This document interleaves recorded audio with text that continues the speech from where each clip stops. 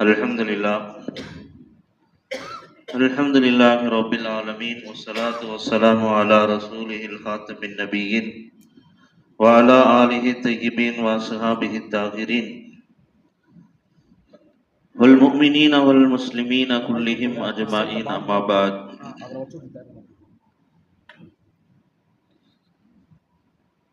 எல்லா புகழும் அல்லாஹ் ஜல்ல ஷானஹு வ தஆலா ஒருவனுக்கே உரித்தாகட்டும். நபிகள் நாயகம் முஹம்மது ரசூலுல்லாஹ் ஸல்லல்லாஹு அலைஹி வஸல்லம் அவர்கள் மீதும் அவர்களுடைய சத்திய வழியை பின்பற்றி வாழ்ந்த உத்தம சத்திய சஹாபாக்கள், தாபியீன்கள், தபு தாபியீன்கள், குறிப்பாக இந்த ஒரு சிறப்பான கருத்தரங்க நிகழ்ச்சியிலே பங்கெடுக்குவதற்காக வேண்டி வருகை தந்திருக்கிற நம் அனைவரின் மீதும் அல்லாஹுவின் அன்பும் அருளும் என்றென்றும் நின்று நிலவட்டுமாக.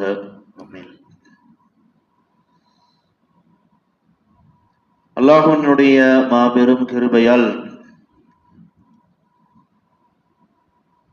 ஜமாஅத்துல் உலமா சபை தமிழக அளவிலும் சரி, மாவட்ட அளவிலும் சரி, இன்றைக்கு பல்வேறு சிறப்பான முயற்சிகளை முன்னெடுத்து வருகிறார்கள்.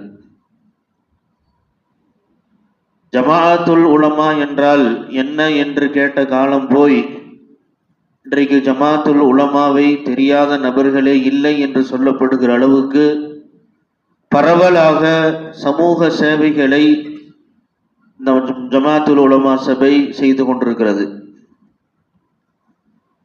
நாம் அறிந்து வைத்திருக்கிறோம்,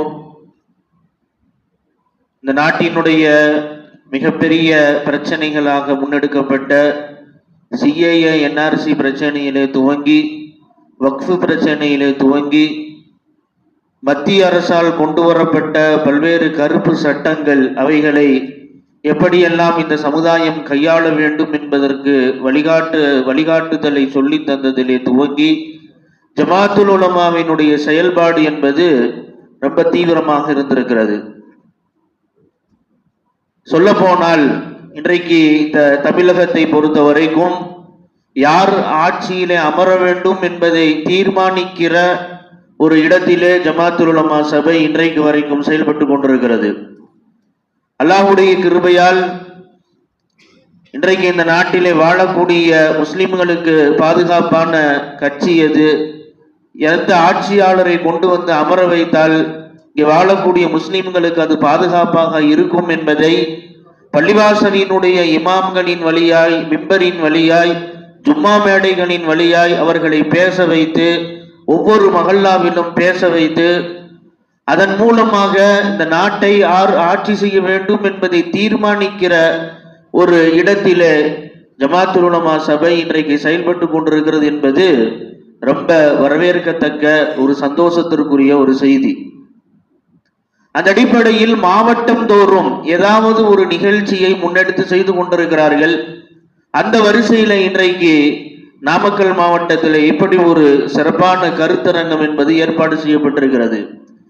என கவனிக்க வேண்டிய செய்தி, வெறுமனே இது ஜமாஅத்துல் உலமா சபையினுடைய முன்னெடுப்பு மட்டுமல்ல, ராயல் ஃபவுண்டேஷன் என்று அந்த ஃபவுண்டேஷனை சிறந்த முறையில் நடத்தி கொண்டிருக்கிற அந்த வாலிபர் அவருடைய முழுமையான ஒத்துழைப்பின்படி இந்த நிகழ்ச்சி என்பது நடத்தப்படுகிறது. கண்ணியத்திற்குரிய அல்லாஹ்வின் நல்லடியார்களே, ஜமாஅத்துல் உலமா சபை வீரியமாக செயல்படுவதற்கு எல்லா காலங்களிலும் தயாராக இருக்கிறது. அந்த மஹல்லாவாசிகளினுடைய ஒத்துழைப்பு இருந்தால் போதும். குறிப்பாக அந்த மஹல்லாவில் இருக்கக்கூடிய இளைஞர்கள், வாலிபர்கள், அவர்களுடைய ஒத்துழைப்பு இருந்தால் போதும் எப்பேற்பட்ட விஷயங்களையும் சாதித்து விடலாம் என்பதற்கு கடந்த காலங்களில் இருந்து இன்றைக்கு வரைக்கும் நிறைய சான்றுகளை நம்மால் சொல்ல முடியும். நபிகள் நாயகம் ஸல்லல்லாஹு அலைஹி வஸல்லம் அவர்கள் இந்த உம்மத்தை அடுத்த கட்டத்திற்கு நகர்த்துவதற்கு அவர்கள் பெரும்பாலும் அவர்கள் நம்பி இருந்தது வாலிப சமுதாயத்தை தான்.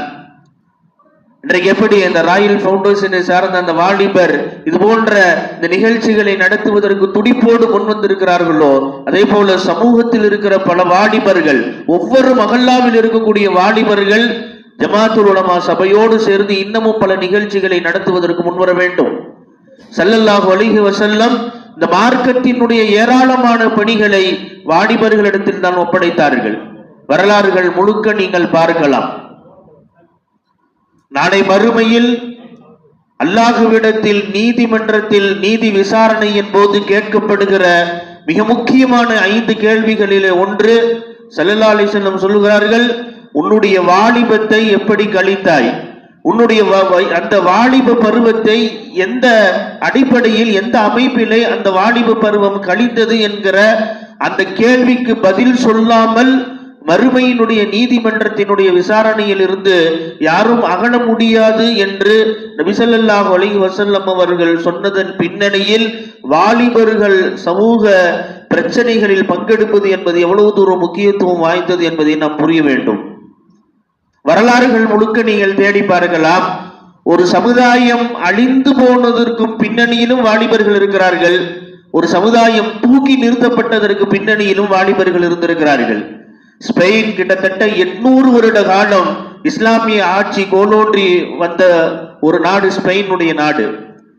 ஸ்பெயின் நாட்டிலே முஸ்லிம்கள் வீழ்ச்சி அடைந்ததற்கு பல்வேறு காரணங்கள் சொல்லப்படும்.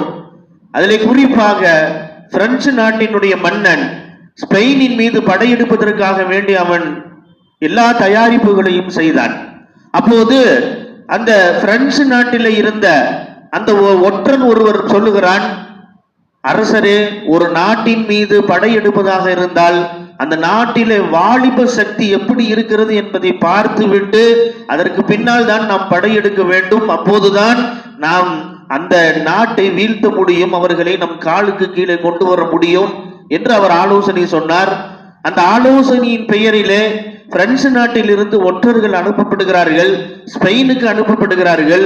அவர்கள் ஊர் முழுக்க சுற்றுகிறார்கள், எல்லா இடங்களிலும் சுற்றி பார்த்து விட்டு கடைசியிலே ஒரு கடற்கரையிலே போய் பார்க்கிறார்கள். ஒரு வாலிபன் அழுது கொண்டு நின்று கொண்டிருக்கிறார். அந்த ஒற்றன், உளவு பார்ப்பதற்காக வேண்டி வந்த ஒற்றன் அந்த வாலிபனை நெருங்கி கேட்கிறார், என்னப்பா, என்ன பிரச்சனை என்று கேட்டபோது அவன் சொன்னான், சரியாக எதிரியை நோக்கி நான் அம்பை எடுத்தேன், அம்பை எய்தேன், அந்த அம்பு குறி தவறி போய்விட்டது, அதை நினைத்து நான் வருத்தப்படுகிறேன். சரி, ஒரு அம்பு தானே தவறி போய்விட்டது, உன்னிடத்துல இன்னமும் நிறைய அம்புகள் இருக்கிறது அல்லவா, அதை பயன்படுத்தலாம் அல்லவா என்று சொன்ன போது அந்த வாலிபன் சொன்னானாம், நாளை ஒருவேளை இஸ்லாத்திற்கு எதிராக ஒரு போரிலே நான் பங்கெடுக்கிற போது எதிரி என் கண்ணுக்கு முன்னாலே அவன் நிற்கிற போது அவனை என்னுடைய அம்பால் வீழ்த்த முடியவில்லை என்று சொல்லுகிற அந்த வார்த்தையை விட என்னுடைய வாழ்க்கையில் ஒரு அவலத்திற்குரிய ஒரு நிலை, ஒரு அவலத்திற்குரிய வார்த்தை என்னுடைய வாழ்க்கையில இருக்க முடியாது, அதை நினைத்து பார்த்து நான் அழுகிறேன் என்று அந்த வாலிபன் சொன்னான். ஒற்றன் இதையெல்லாம் கேட்டுவிட்டு ஸ்பெயின் நாட்டு மன்னிடத்தில் போய் சொன்னான், இந்த மாதிரியான துடிப்பான வாலிபர்களை பெற்றிருக்கிற ஒரு சமுதாயத்தின் மீது, ஒரு நாட்டின் மீது நீங்கள் படையெடுத்தால் அது உங்களுக்குத்தான் ஆபத்து என்று சொன்னானாம்.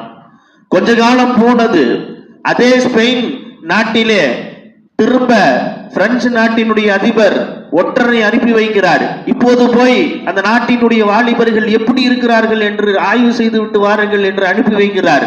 அந்த ஒற்றன் போனான். அதே போல ஊர் முழுக்க சுற்றி விட்டு போய் பார்த்தால் ஒரு கடற்கரையில் ஒரு வாலிபன் அழுது கொண்டிருக்கிறான். அந்த வாலிபனை அழைத்து கேட்கிறார், என்னப்பா, எதுக்காக வேண்டி நீ அழுகிறாய் என்று கேட்டபோது அந்த வாலிபன் சொன்னானாம், என்னுடைய காதலி எனக்கு அன்பாக ஒரு மோதிரத்தை பரிசாக கொடுத்தால் அந்த மோதிரம் கடலிலே விழுந்து விட்டது, அதை நினைத்து நான் அழுது கொண்டிருக்கிறேன் என்று சொன்னபோது ஒற்றன் போய் பிரெஞ்சு நாட்டினுடைய அதிபரிடத்திலே சொன்னானாம், இப்போது தாராளமாக அந்த நாட்டின் மீது படையெடுங்கள், காரணம் இது போல ஒரு வாலிபர்களை வைத்திருக்கிற ஒரு சமுதாயம் எந்த காலத்திலும் அது உருப்படியாகாது, நீங்கள் தாராளமாக படையெடுக்கலாம் என்று படையெடுத்து ஸ்பெயின் வெற்றி கொள்ளப்பட்டது என்று வரலாறுகளில் எழுதப்படுகிறது. ஸ்பெயின் வீழ்ச்சி அடைந்ததற்கு பின்னணியில் எழுதப்படுகிற பல்வேறு காரணங்களில் அந்த நாட்டிலே துடிப்பான வாலிபர்கள் இல்லாமல் போனார்கள் என்பது வரலாற்றிலே எழுதப்பட்ட மிக மோசமான ஒரு செய்தி. ஆக இங்கே நமக்கான ஒரு செய்தி என்ன தெரியுமா? ஒவ்வொரு மஹல்லாவையும் அடுத்த கட்டத்திற்கு கொண்டு போவதற்கு, மஹல்லாவில இருக்கக்கூடிய பல்வேறு பிரச்சனைகளை கையாளுவதற்கு ஜமாத்துல் உலமா சபை எல்லா காலங்களிலும் தயாராக இருக்கிறது. இங்க இருக்கிற மஹல்லாவில் இருக்கிற துடிப்பான வாலிபர்கள் எப்படி இங்க ராயல் ஃபவுண்டேஷனை சேர்ந்த இந்த மாதிரியான துடிப்பான வாலிபர்கள் இந்த நிகழ்ச்சிகளை நடத்துவதற்கு முன் வந்திருக்கிறார்களோ, அதே போல இந்த மஹல்லாவில் இருக்கிற இன்னமும் நிறைய வாலிபர்கள் இது போன்ற நிகழ்ச்சிகளை நடத்துவதற்கு நீங்கள் முன் வர வேண்டும். இன்றைக்கு ஒவ்வொரு மஹல்லாவிலும் நிறைய பிரச்சனைகள் இருக்கிறது. நிறைய இளைஞர்கள் இன்றைக்கு போதைக்கு அடிமையாக இருக்கிறார்கள். நிறைய இளம் பெண்கள் 4 நாட்கள் மாற்று மதத்தவர்களோடு பழகிவிட்டு தன்னுடைய மார்க்கத்தை விட்டுவிட்டு, தீனை விட்டுவிட்டு, குடும்பத்தினுடைய பாரம்பரியத்தை விட்டுவிட்டு, மஹல்லாவினுடைய கட்டமைப்பை எல்லாம் தூக்கி எறிந்துவிட்டு சர்வ சாதாரணமாக 4 நாட்கள் ஒரு வாலிபனோடு பழகிவிட்டு நபி ஸல்லல்லாஹு அலைஹி வஸல்லம் சொன்னார்கள் அல்லவா, நீ துண்டு துண்டாக வெட்டுப்பட்டாலும், தீயில எரிக்கப்பட்டாலும், என்ன செய்தாலும் இந்த தீனை விட்டுவிடாதே என்று சொன்னார்கள் அல்லவா.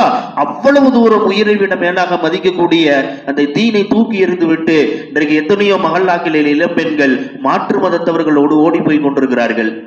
வருத்தத்திற்குரிய செய்தி, சமீபத்திலே அரசாங்கத்தினுடைய அந்த கெஜெட்டுகளில் பெயர் மாற்றம் செய்யப்படுகிற அந்த இடங்களிலே போய் நீங்கள் பார்த்தால் வாரத்திற்கு மாதத்திற்கு 4-5 பெயர்கள் இஸ்லாத்தை விட்டு வெளியே போய் கொண்டிருக்கிறார்கள். 4-5 பெயர்கள் கட்டாயமாக அந்த பட்டியலிலே இடம்பெற்றுக் கொண்டிருக்கிறது.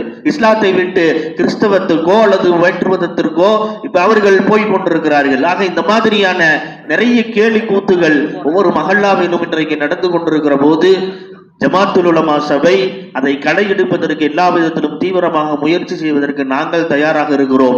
இங்கே இருக்கிற இளைஞர்கள், வாலிபர்கள் அதற்கு முழுமையாக ஒத்துழைப்பு தர வேண்டும் என்று இந்த நல்ல நேரத்திலே சொல்லி வாய்ப்புக்கு நன்றி கூறி விடைபெறுகிறேன். வாஹிரு தாவானா அல்ஹம்துலில்லாஹி ரப்பில் ஆலமீன்.